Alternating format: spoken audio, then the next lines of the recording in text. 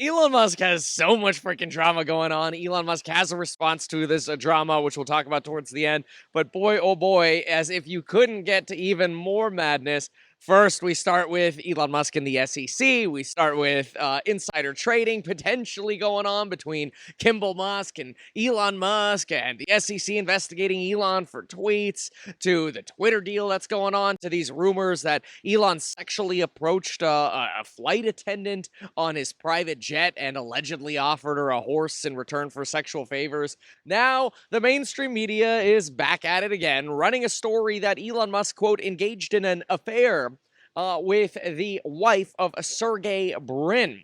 The wife, Nicole Shanahan. So Sergey Brin was the co-founder of Google, and he was the president of Google's parent company, Alphabet, until 2019. He co-founded Google with Larry Page. And according to Bloomberg, Sergey and Elon Musk at least used to be good friends. Now, Elon has a response to this, which we'll talk about Elon's response towards the end. Going through the story, apparently they were friends until Sergey Brin apparently found out that Nicole Shanahan and Elon Musk actually had an affair, a sexual relationship of some form. And conveniently after this, Sergey Brin separated from Nicole and then filed for divorce after that. And in divorce filings, he cited the date of separation as December 15th. Now, some sources suggest that this affair, quote affair, alleged affair, happened in early December, likely at the Art Basel event in Miami, which took place between December 1st and 4th, which happens before December 15th. So maybe that timing could line up.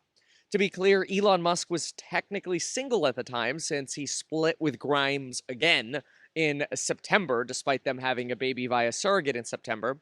Either way, something went down here to where now, whether the article is just straight up trying to slander Elon or what, but part of the article ends up going into this idea that at some point, Elon Musk actually got down on a knee at a party and begged Sergey for forgiveness.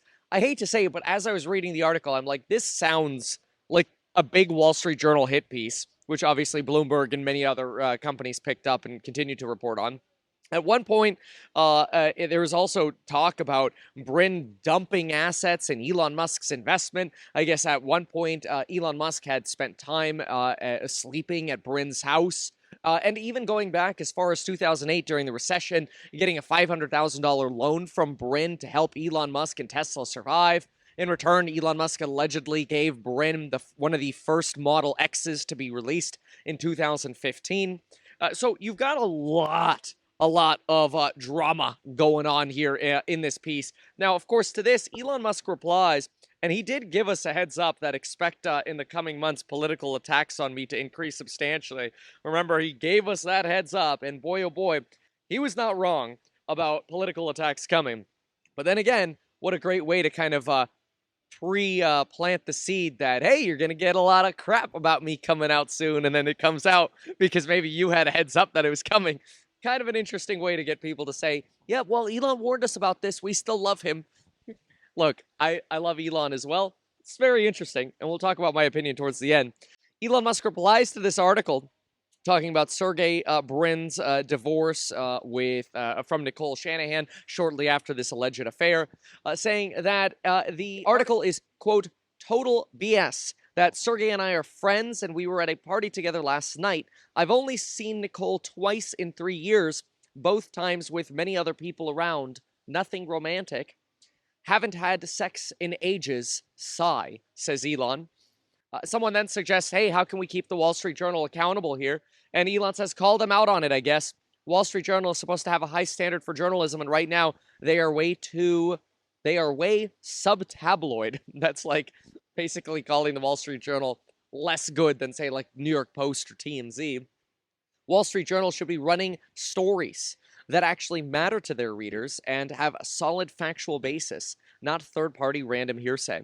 So that's Elon's reply. Now, the divorce between Nicole and Sergey Brin is happening, and it's not amicable at all in terms of the divorce proceedings. They're going through mediation right now. Sergey's got a net worth of like $95 billion, has a prenup with Nicole, but she's demanding $1 billion, which is substantially more than allegedly what her prenup suggests she's entitled to.